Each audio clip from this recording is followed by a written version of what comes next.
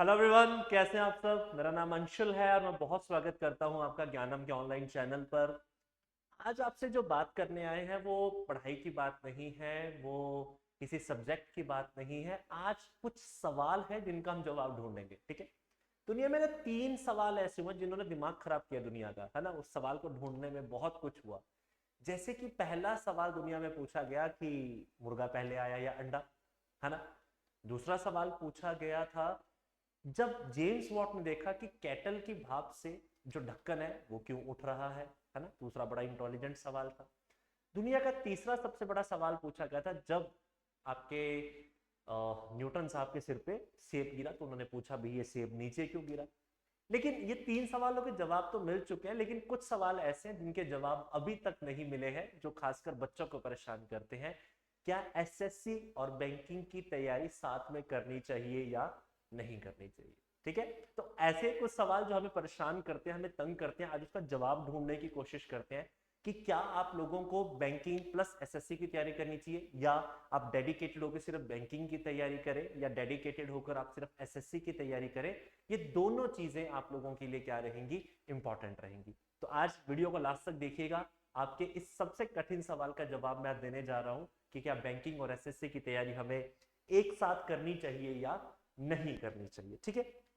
So question marks, है ना। दुनिया में ऐसा कहा जाता है कि जवाब इंपॉर्टेंट नहीं होते, सवाल इंपॉर्टेंट होते हैं। सवाल क्या पूछा गया, तो सवाल क्या है जो बच्चे अक्सर हमारे पास तैयारी करने के लिए आते हैं कि सर बैंकिंग करें, एसएससी करें, मैं बैंक की तैयारी करना चाहता हूँ, मैं एसएससी की तैयारी करना चाहता हूँ, without knowing their own potential कि वो क्या कर सकते हैं, है ना। तो वो 3 सवाल हमारे पास लेकर आते हैं। पहला सवाल कि एसएससी, दूसरा सवाल कि हम लोग बैंकिंग की तैयारी करें, या तीसरा सवाल है बैंकिंग और एसएससी की तैयारी को साथ में करें, है ना। क्या ये मुमकिन है या नहीं है ना। लास्ट तक जुड़े रहिएगा, इसका जवाब आपको आराम से मिल जाएगा, ठीक है। पहले नंबर पे जो चीज इस फैक्टर को डिसाइड करती है कि एसएससी और बैंकिंग क्या है, कैसे है, वो है उसका साइलेबस। बच्चे क्या करते हैं आमतौर पर, सबसे पहले ना सैलरीज देखने बैठ जाते हैं कि भैया बैंक में इतनी सैलरी मिलती है, एसएससी में इतनी सैलरी मिलती है ना। बैंक में ये पावर्स है, एसएससी में ये पावर्स है।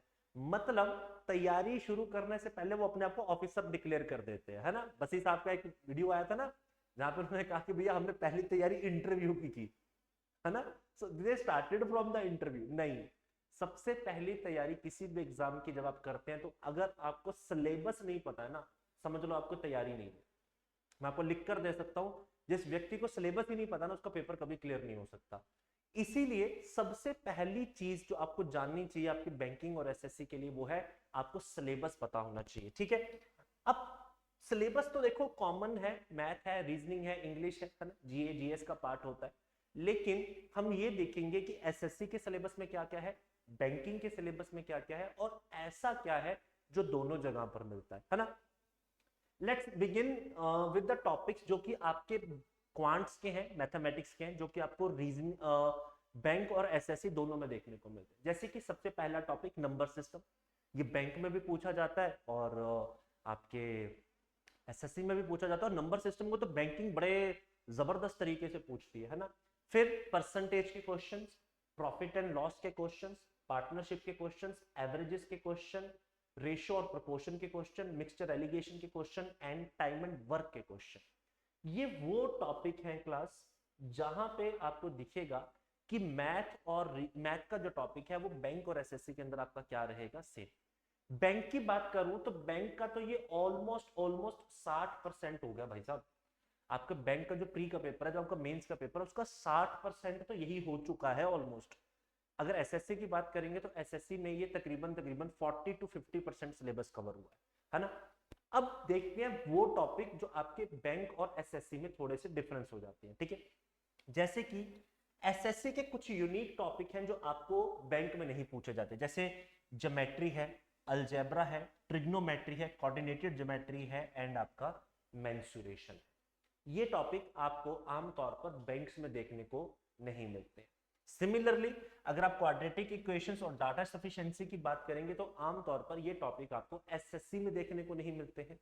तो पहला डिफरेंस आपको क्या देखना है, सिलेबस का डिफरेंस है। एसएससी का सिलेबस ज्यादा वास्ट है as compare to the banking, लेकिन अगर आप लेवल की बात करेंगे तो बैंकिंग का लेवल ज्यादा है और सिलेबस कम है। ठीक है, अगर मैं इसे दो पैटर्न्स में लिखने की कोशिश करूं, एक तरफ मैं लिख दूं सिलेबस और एक तरफ मैं लिख दूं लेवल, तो लेवल के अंदर मैं लिखूंगा कि बैंक के पेपर का लेवल एसएससी के कंपैरिजन में अच्छा खासा है। ठीक है, अगर बैंक आपका 10 है तो एसएससी उस कंपैरिजन में 7 है।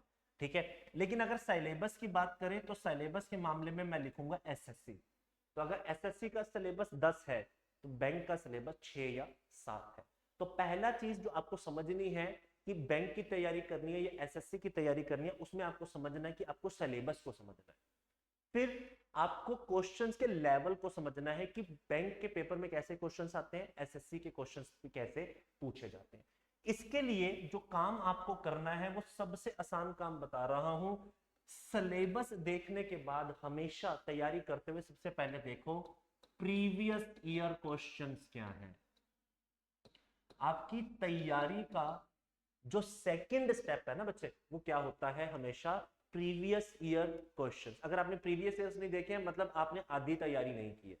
आपने सारा पढ़ लिया, सिलेबस आपका डन है, आपने 50% तैयारी की है, लेकिन आपने क्वेश्चंस की फैमिलियरिटी नहीं देखी कि किस टाइप के क्वेश्चंस पूछे जाते हैं, क्वेश्चन का ट्रेंड क्या चल रहा है। इसका मतलब है आपने 50% तैयारी नहीं किया है, आपकी सिलेक्शन के चांसेस भी 50% ही है। तो आप समझिएगा, सबसे पहले आप सिलेबस को जानिए, दोनों तरफ पे एसएससी बैंकिंग के सिलेबस में क्या फर्क है, क्या पूछा जाता है, कॉमन टॉपिक कौन से, डिफरेंट कौन से, फिर वो प्रीवियस ईयर में पूछे कैसे गए हैं, ये आपके पास इंपॉर्टेंट फैक्टर है। ठीक है, इसके बाद अगर मैं सेकंड टॉपिक की बात करूं जो कि एक बहुत रोल प्लेइंग फील्ड प्ले करता है, दैट इज इंग्लिश। ठीक है, एक हमारे देश में विडंबना है, समस्या है, खासकर वो बच्चे जो सेमी अर्बन एरिया से या रूरल एरिया से आते हैं, उनकी इंग्लिश आमतौर पर कमजोर होती है ना, उनको बहुत समस्या आती है। सो उसका भी हम कभी आपको सोल्यूशन देंगे कि उसको कैसे ठीक करें, लेकिन फिलहाल मैं जैसे आपको बता देता हूं जो टॉपिक एसएससी और बैंकिंग में कॉमन है। अगर मैं इंग्लिश की बात करूं तो उसमें सबसे पहले fill in the blanks, reading comprehension, synonym antonyms and supporting errors. ये टॉपिक आपको टिपिकली दोनों जगह पर सेम दिखेंगे। वेटेज इसकी बैंकिंग में ज्यादा है as compare to SSC. SSC में आपको दिखेगा कि ईडियम एंड फ्रेजेस आ जाते हैं, फिर स्पेलिंग मिस्टेक्स आ जाती हैं, वन वर्ड सब्स्टिट्यूशन भी आपको पूछा जाता है। वहीं इंग्लिश का टॉपिक अगर मैं बैंकिंग में देखूं, जो अच्छी खासी वेटेज बनाता है, यानी एक तरह से डिसाइडिंग फैक्टर हो जाता है कई बार पेपर में, वो है पैरा जंबस एंड क्लोज टेस्ट। और ये अच्छे लेवल के आते हैं क्लास, ऐसा नहीं है कि ये बहुत ऐसे ही छोटा मोटा क्लोज टेस्ट आ गया। अगर एसएससी में क्लोज टेस्ट आता है तो जनरली इजी आ जाता है, कभी कभी आता है, रेयर केस है। लेकिन बैंकिंग में ये टॉपिक बहुत बार ऐसा देखा गया है कि बच्चों के लिए डिसाइडिंग फैक्टर साबित होते हैं। जिनकी इंग्लिश आमतौर पर अच्छी है वो इससे अपने मार्क्स को पीक पर ले जाते हैं, कम से कम 5 से 7 नंबर का वो एज ले लेते हैं। ये आप ध्यान में रखिएगा जब आप बैंकिंग और एसएससी की तैयारी करें कि आपको कितनी इंग्लिश आती है, आप किस बैकग्राउंड से पढ़कर निकले, बैकग्राउंड को अपने साथ लेकर चलें। उसमें रूम ऑफ इंप्रूवमेंट क्या है, आप कितना इंप्रूव उसको कर सकते हैं, आप कितना मत्था उसमें मार चुके हो या मार रहे हो या मार सकते हो, ये सारी चीजें इंपॉर्टेंट है। माउंट एवरेस्ट चढ़ना हर बार जरूरी नहीं होता है, ये याद रखिएगा। दुनिया में कुछ पाने के लिए हर बार कठिन रास्ते नहीं अपनाने होते हैं, कई बार सरल रास्तों पर चलकर भी जिंदगी सेटल हो जाती है। तो हर बार माउंट एवरेस्ट नहीं चढ़ना। आप समझिए अपने सिलेबस को कि आपके लिए फेवरेबल इसमें से क्या दिखाई दे रहा है। मूविंग फर्दर, अगर मैं बात करूं हमारे रीजनिंग एबिलिटी की, रीजनिंग के कौन से टॉपिक ऐसे हैं जो बैंक और एसएससी में कॉमन है, जैसे कि coding decoding, critical reasoning, direction senses and blood relations. ये टॉपिक आपको बैंक और एसएससी में क्या दिखेंगे, कॉमन दिखेंगे। ये आपको दोनों पेपर में दिखते हैं। ठीक है, लेकिन एसएससी में कुछ टॉपिक्स ऐसे हैं जो ज्यादा पूछे जाते हैं, जैसे कि mathematical operations, logical Venn diagrams, visual reasoning, word matrix, analogy and odd one out.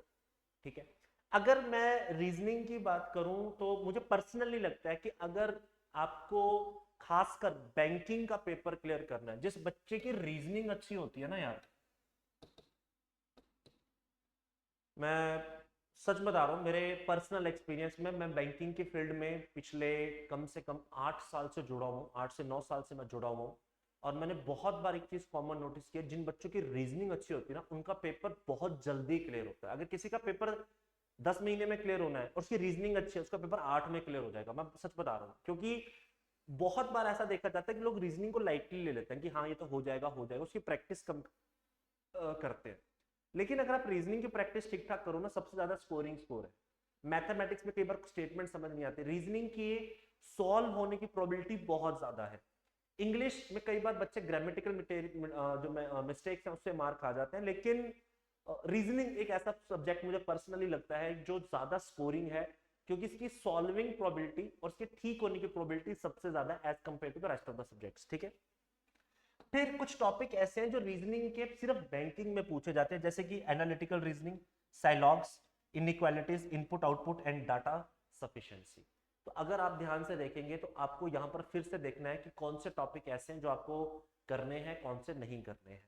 फिर मैं बात करूंगा कि एसएससी में नंबर ऑफ टॉपिक्स ज्यादा है रीजनिंग के as compare to the your banking. ठीक है, एसएससी में तो आपको एक एक नंबर के लिए भी एक टॉपिक पूरा करना पड़ता है, बैंकिंग में वो चॉइस होती है, आप उसको छोड़कर किसी और टॉपिक से अपने नंबर कवर कर सकते हो। ठीक है, जनरली आप देखेंगे कि बैंक की कट ऑफ भी नियरली 50% के आसपास घूम रही होती है, 52-53% घूम रही होती है जब मेंस का रिजल्ट आता है, जबकि एसएससी की ये परसेंटेज बढ़कर कम से कम 70% के अराउंड, 60-70% के अराउंड घूमना शुरू हो जाती है।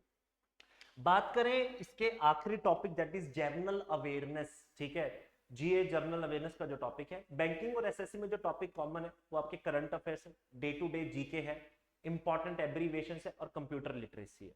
ये कॉमन टॉपिक है जो आपको आमतौर पर बैंकिंग में पूछे जाते हैं। अगर जीके का सिलेबस ये है ना तो बैंकिंग में सिर्फ ये आता है।